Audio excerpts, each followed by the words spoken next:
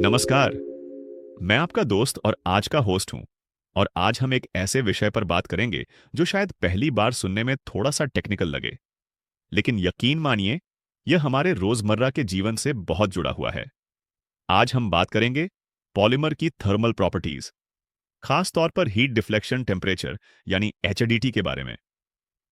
Polymer यानी plastic की दुनिया में यह एक बहुत अहम गुण है, जिससे पता चलता है कि कोई प्लास्टिक कितनी गर्मी में कितना दबाव झेल सकता है बिना अपनी शेप बदले। सोचिए, आपके कार के डैशबोर्ड से लेकर आपके किचन के यूटेंसिल, इंजीनियरिंग के कई पुर्जे, सब में कहीं ना कहीं एचडीटी का रोल है। अभी तक शायद आपने इस बारे में ऐसे सीधे सीधे नहीं सोचा होगा, लेकिन आज के एपिसोड के बाद आपको यह कनेक्शन भी समझ में आने लगेगा। तो चलिए, सबसे पहले एचडीटी यानी हीट डिफ्लेक्शन टेम्परेचर होता क्या है। मामला बड़ा सिंपल है, लेकिन उसकी टेक्निकलिटी में एक मजा भी है। जब किसी खास तरह के प्लास्टिक पर भारी वजन या लोड डालते हैं और फिर तापमान को धीरे धीरे बढ़ाते हैं, तो एक मोड़ ऐसा आता है जब वो प्लास्टिक विस्वास 0.25 मिलीमीटर तक झुक जाता है। यही पॉइंट जहां पर वो ये डिफ्लेक्शन दिखाता है, उसे हीट डिफ्लेक्शन टेम्परेचर कहते हैं। यानी एचडीटी से पता चलता है कि किस तापमान पर प्लास्टिक का आकार बदलना शुरू हो जाएगा। माइक्रोस्कोपिक बदलाव पर उसी से चीज की मजबूती पता लगती है। अब यह 0.25 मिलीमीटर का आंकड़ा, मान लीजिए, बहुत प्रतीकात्मक है। असल में इस डिफ्लेक्शन वैल्यू का कोई गहरा फिजिकल मतलब नहीं है, बस एक स्टैंडर्ड की तरह इसे अपनाया गया है ताकि सब लोग इसे कॉमन बेंचमार्क के रूप में यूज करें, जैसे एक भाषा बन गई हो इंजीनियरिंग की। हर बार टेस्टिंग में यही डिफ्लेक्शन, वही मानक तापमान, और फिर उसके आधार पर फैसला कि कौन सा पॉलीमर किस काम के लिए बेस्ट है। अब यह टेस्ट प्रैक्टिकली किया कैसे जाता है? इसमें सैंपल को एक खास आकार में काटा जाता है। आमतौर पर मोटाई 3 से 13 मिलीमीटर के बीच होती है। इस सैंपल को 3 पॉइंट बेंडिंग सिस्टम में ठीक से सेट किया जाता है। फिर धीरे धीरे तापमान बढ़ाया जाता है। और ध्यान रखिए, यह बढ़ोतरी 2 डिग्री प्रति मिनट के हिसाब से होती है। ऐसे इसलिए ताकि बदलाव का प्रोसेस बहुत स्मूथ और रेगुलर रहे। जैसे ही सैंपल में 0.25 मिलीमीटर का डिफ्लेक्शन नोट होता है, एक माइक्रो स्विच इसे डिटेक्ट करता है। ठीक उसी वक्त का तापमान दर्ज किया जाता है। वही तापमान इस प्लास्टिक का एचडीटी माना जाता है। यहां एक बात बहुत दिलचस्प है। खुद टेस्टिंग के लिए अक्सर पानी की बात या ऑनियल बात का यूज किया जाता है, ताकि टेम्परेचर बड़े स्टेबल तरीके से सैंपल तक पहुंचे। पूरे टेस्ट के दौरान आपको दो बातों का खास ध्यान रखना होता है। पहला, टेम्परेचर लगातार बिना झटके या फ्लक्चुएशन के बढ़े। दूसरा, लोड यानी भार सही मात्रा में और सही जगह पर लगे। कोई भी गड़बड़ हुई तो टेस्ट फेल भी हो सकता है या रिजल्ट सही नहीं आ सकता। अब सोचिए, ये डेटा कहां कहां काम आता है। सबसे पहले, प्रोडक्ट डिजाइन में। जब किसी इंजीनियर को यह तय करना है कि किसी मशीन, कार या इलेक्ट्रॉनिक डिवाइस में कौन सा पॉलीमर यूज करना है, तो एचडीटी बहुत ही अहम पैरामीटर बन जाता है। फॉर एग्जाम्पल, अगर आपको कार के बोनट के नीचे कोई प्लास्टिक का पुर्जा लगाना है, तो वहां तापमान अक्सर बहुत ज्यादा हो जाता है।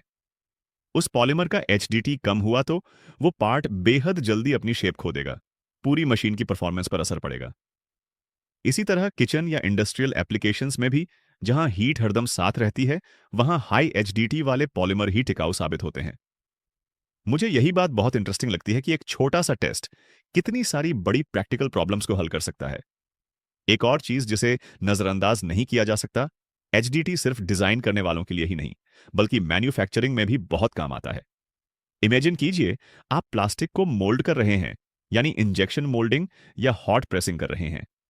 वहां भी यह जानना जरूरी है कि मोल्डिंग के दौरान या बाद में किस टेम्परेचर पर पॉलीमर का डायमेंशनल स्टेबिलिटी, यानी उसका आकार प्रकार बरकरार रहेगा।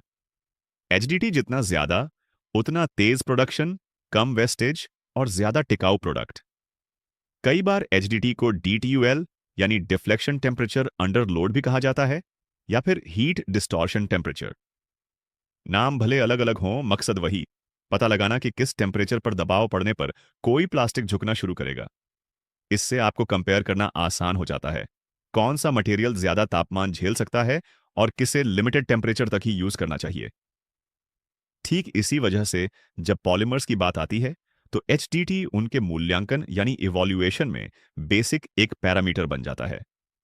ABS यानी एक्राइलोनाइट्राइल ब्यूटाडीन स्टायरीन का उदाहरण लें तो 1.8 मेगापास्कल के भार पर इसका HDT आमतौर पर 70 से 98 डिग्री सेल्सियस तक जाता है। उसी तरह दूसरे पॉलीमर्स जैसे पॉलीकार्बोनेट, PVC या नायलॉन सबकी अलग-अलग HDT लिमिट्स होती हैं और इसी के हिसाब से उनकी इंडस्ट्रियल ब्रांडिंग और यूजेस डिसाइड होते हैं। यह विचार करने की बात है कि HDT की टेस्टिंग में भी कई तरह की कंडीशंस होती हैं। लॉर्ड वैल्यूज अलग हो सकती हैं, जैसे 0.455 मेगापास्कल या 182 मेगापास्कल, और सैंपल का आकार, मोटाई वगैरह भी स्टैंडर्ड के हिसाब से चुना जाता है, जैसे STM D648 या ISO 75 के मुताबिक। और हाँ, एक डिमिटेशन भी है। मोटे सैंपल्स में टेम्परेचर डिस्ट्रीब्यूशन हमेशा बराबर नहीं होता, यानी सैंपल की सेंटर और सरफेस का टेम्परेचर थोड़ा अलग रह सकता है। इसलिए रिजल्ट की सटीकता के लिए एक्सपर्ट टेस्टिंग और प्रॉपर कैलिब्रेशन बहुत जरूरी है। यह समझना भी जरूरी है कि HDT जितनी ज्यादा होगी, मटेरियल उतना ही वायर्ड और स्ट्रक्चरली इंटैक्ट रहेगा, तकरीबन वैसे ही जैसा हम धातु में चाहते हैं। बस फर्क यह है कि पॉलीमर हल्का होता है, प्रोसेसिंग आसान होती है, कीमत भी अक्सर कम, मगर तभी HDT ऐसा पैरामीटर है जो इसे वास्तविक ऑप्शंस में तब्दील करता है। मुझे इस टेस्ट में यह बात बेहद आकर्षक लगती है कि जो चीज हमें अक्सर छोटी या सस्ती लगती है, जैसे कोई प्लास्टिक हैंडल, इलेक्ट्रॉनिक गजेट्स, खिलौने, उनकी मजबूती और टिकाऊपन का असली राज इन्हीं तरह के थर्मल टेस्ट्स में छुपा होता है। सोचिए, अगर HDT न होता तो हर कंपनी मटेरियल चूज करते वक्त बस अंदाजा ही लगाती रहती। तो आखिर में यह मानना जरूरी है कि थर्मल प्रॉपर्टीज में HDT सबसे डायरेक्ट और आसान तरीका है किसी भी पॉलीमर के गर्मी में टिके रहने का पता लगाने का। जैसे हमें पता होता है किस इंसान का स्टैमिना कितना है, वैसे ही प्लास्टिक का स्टैमिना HDT से पता चल जाता है। अब सोचिए, अगली बार जब आपके पास कोई ऐसा प्लास्टिक प्रोडक्ट आए जिसकी क्वालिटी पर आपको भरोसा चाहिए, तो उसके HDT नंबर पर भी एक बार ध्यान जरूर दीजिएगा। वो नंबर सच में किसी प्रोडक्ट की स्टैंडर्ड क्वालिटी और उसकी हीट झेल पाने की ताकत का असली सबूत है। बस आज के इस एपिसोड में इतना ही। उम्मीद है कि आप पॉलीमर की इस गर्मी से लड़ाई को समझ पाए होंगे और आगे कभी HDT सुनकर कंफ्यूज नहीं होंगे, बल्कि फुर्सत में लोगों को इसका मतलब भी समझा पाएंगे। धन्यवाद।